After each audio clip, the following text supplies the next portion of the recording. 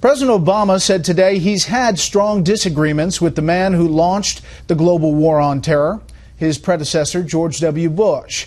But in remarks today to troops, the incumbent president said he gives former President Bush, quote, great credit for bringing Americans together in the immediate aftermath of the 9/11 attacks.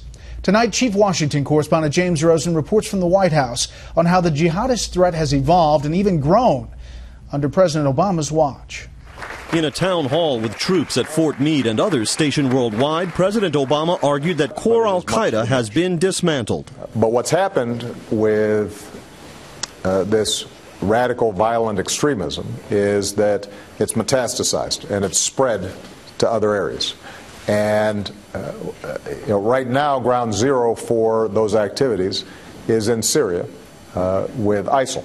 Indeed, in the battle against ISIS, the terrorist group that's overrun large swaths of Iraq and Syria since 2013, U.S. officials said coalition aircraft have struck 6,700 targets and shrunk ISIS's operating space by 30% inside Iraq. But you don't feel comfortable saying we're winning?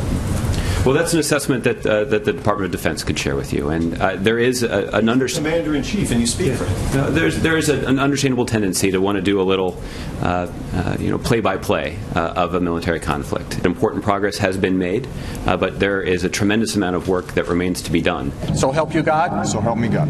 Over President Obama's first term, the number of Salafi jihadist groups exploded by 58%, according to a Pentagon study prepared last year by the Rand Corporation. That makes accurate intelligence more critical, even as the Pentagon probes allegations that assessments of our campaign against ISIS are being sanitized. An Obama spokesman said the president has confidence in the nation's spy agencies, but what about the ISIS intel he's received over the last 6 months? You are declining an opportunity to say he did have confidence in that intelligence. I think what I'm declining to do is to interfere in an ongoing independent investigation. I've said all along the president's narrative has downplayed the threat. And I believe that the world is a more dangerous place today than it was before 9/11.